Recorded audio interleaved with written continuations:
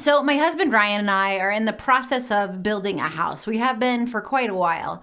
The house is built and we live in it, but it's just not quite finished yet. There are a lot of things that are unfinished in our house. So we're kind of doing a little live in the house plus building projects like one thing a day or one thing a night or big things on the weekend. But one of the things we love about our new house, and one of the reasons that we bought the lot that we did, is that there is this big, beautiful, majestic oak tree right smack dab in the middle of the front yard. And it's huge and it's tall and its branches spread wide and it shades our house and it shades our yard. And this tree, it gives us such great joy. We positioned the house and the windows just so we could see this beautiful, majestic oak tree. And we watched the birds and the squirrels play. Oh, we love this oak tree. And since we're in the middle of this kind of construction project, just a couple of weeks ago, we still had this giant pile of dirt in our front house in front of the oak tree from all the excavation because we had worked around this oak tree. And just a couple of weeks before that, we had our driveway poured. So we had all kinds of excavators and construction equipment on that. And it was one day a couple of weeks ago when Ryan and I were leaving the house and we kind of looked back to admire it and we noticed something about our majestic oak tree. We noticed that the very top of it had all turned really brown and the leaves were starting to fall off. And immediately, the first time in this whole construction project, Ryan and I both felt panic and terror and sadness because we had planned this whole house around this big, beautiful oak tree. And here it was dying in front of our eyes. So we quickly got out and we got the hose and we began to water it. And we called an arborist that very same day. You see, the drought that we are currently in here in the Midwest in Minnesota, plus the stress of doing the driveway, plus this giant dirt pile that prevented whatever little rain we've got going down to the roots of this tree, what happened was it stressed this tree out. Our oak was stressed. And the arborist explained that this big, mighty, majestic oak was pulling all of its energy back into its trunk and away from the leaves up on the top. And by dropping those leaves, it was working to try and sustain itself as a whole tree, to try and protect its trunk and protect its roots, using what little resources it had of water just to get through this drought and stressful season. The arborist also said that we may not know how this tree is going to do for the next year or two. Oh, that's so hard.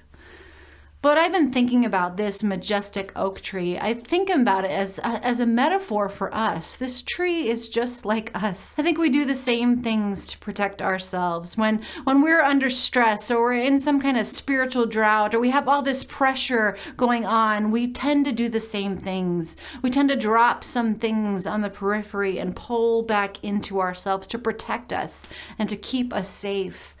And sometimes we drop things and we try and conserve what little resources we feel like we have. But here's the crazy thing about my oak tree.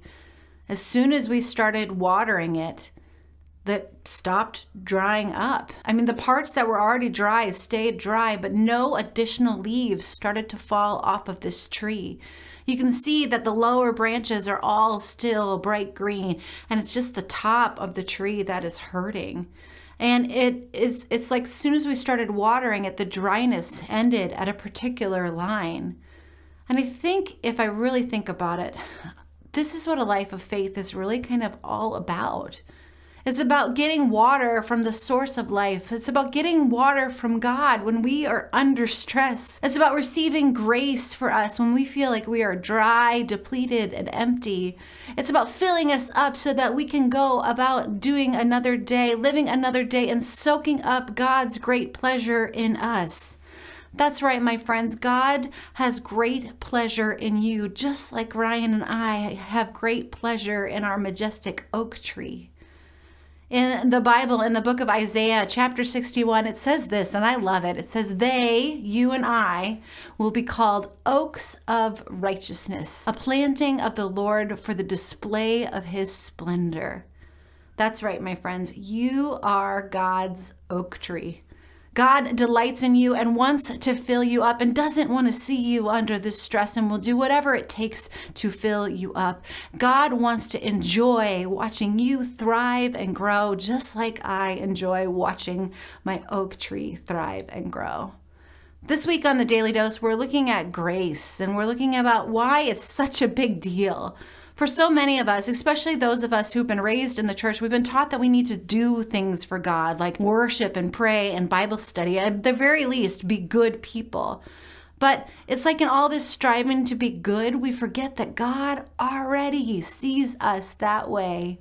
God delights in us and calls us oaks of righteousness, a planting for the Lord. Oh, I love that. So, my oak friends, thank you so much for joining me today here on the Daily Dose. If you're watching on Facebook or YouTube, I want to invite you to share and subscribe. If you're joining us on cable access, I'm so honored that you're here with me today. We'll see you tomorrow.